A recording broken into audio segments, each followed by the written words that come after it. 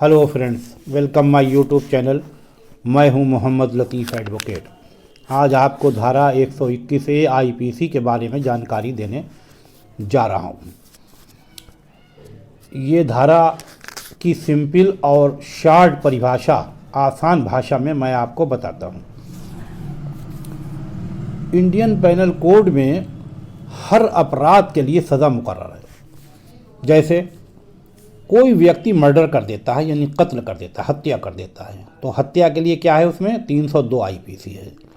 इसी तरह उसमें लूट कर देता है तो लूट की धारा है, 392 है, 394 है।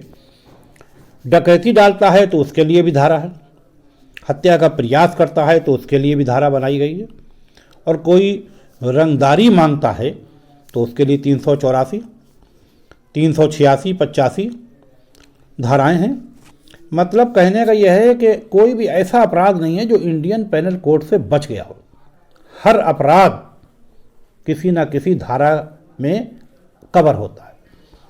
अब आपको बता दें, ये तो वो अपराध मैंने बताए जो पब्लिक करती है। आम तरीके से किसी ने किसी के साथ कोई अपराध कर दिया, किसी दुश्मनी है, उसने उसे मार दिया, तो उस पर मार देने का मुकदमा, अगर मर गया तो 302 या 304, नहीं मरा तो 307, 308, कोई धारा भी चल सकती है। जो भी जिस हिसाब से चोट लगेगी वैसी धारा उस पर लग जाएगी।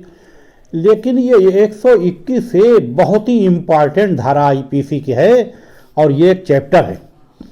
ये चैप्टर है, कैसा चैप्टर है?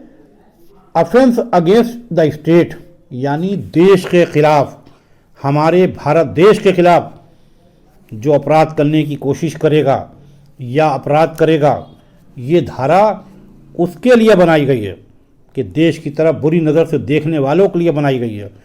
देश में अफरा तफरी, आतंकवाद का माहौल पैदा करने के लिए हथियार सप्लाई करते हैं जो लोग, ये धारा उनके लिए बनाई गई है।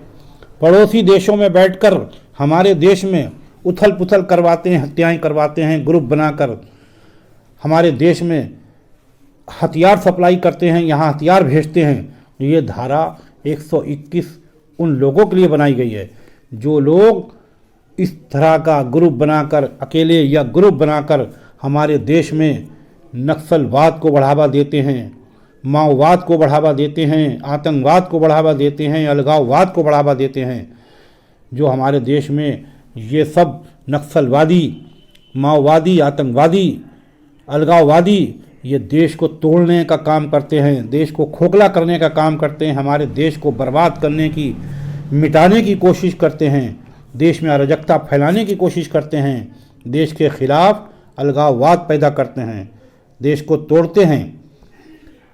ये धारा 121A उन्हीं लोगों के लिए बनाई गई है, चाहे वो ग्रुप हो या इंडिविजुअल, यानी अकेला व्यक्ति हो।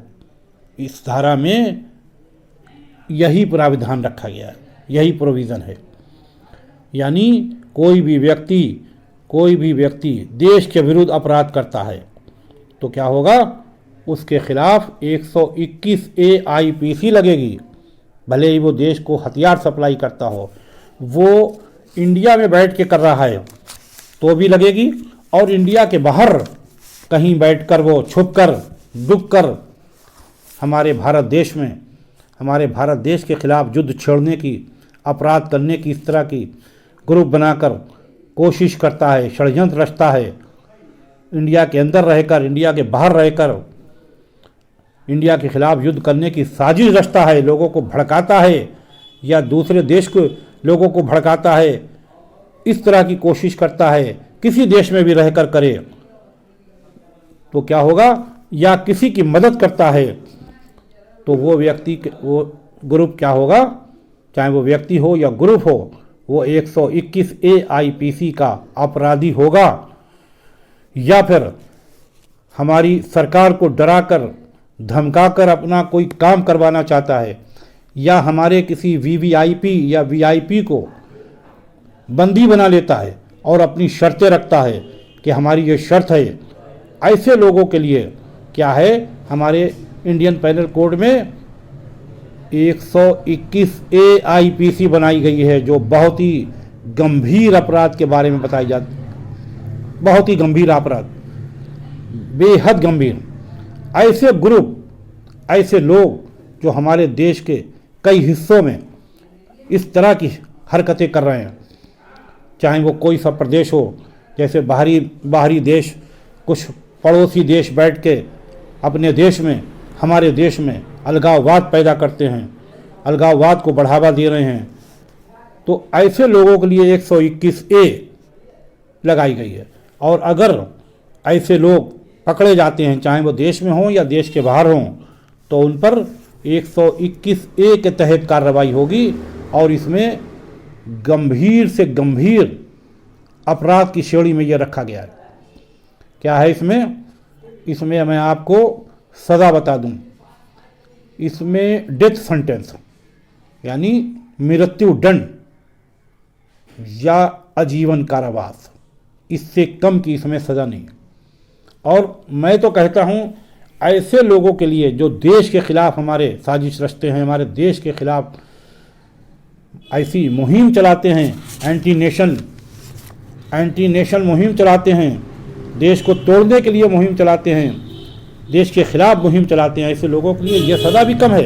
इससे भी और कठोर सज़ा उनके लिए होना चाहिए, इससे भी ज़्यादा कठोर।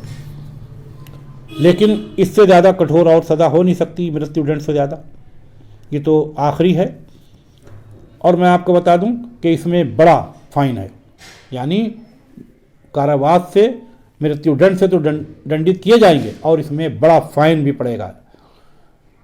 ये सेशन ट्रायल केस है, ये कॉग्निजेबल ऑफेंस है, यानी संज्ञेय अपराध है। ऐसे लोगों को अगर गिरफ्तार किया जाता है तो उन्हें सीधे जेल में डाल दिया जाएगा।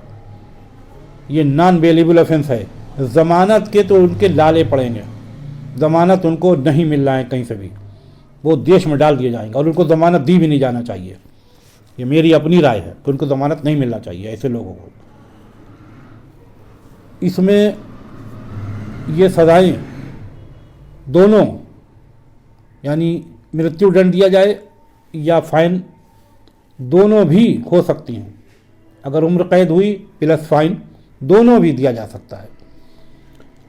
ये हमारी फोर्सेस, हमारी आर्मी ऐसे लोगों को जहाँ चाहे जब मिल जाए, जो हमारे ग्रुप बनाकर हमारे देश में हत्याएं कराते हैं, हमारे देश में और तरह तरह की ऐसी हरकतें करते हैं, हमारे देश को बर्बाद करने की सोचते हैं, इसके खिलाफ साजिश रचते हैं, ऐसे लोगों को वो वहीं मार दे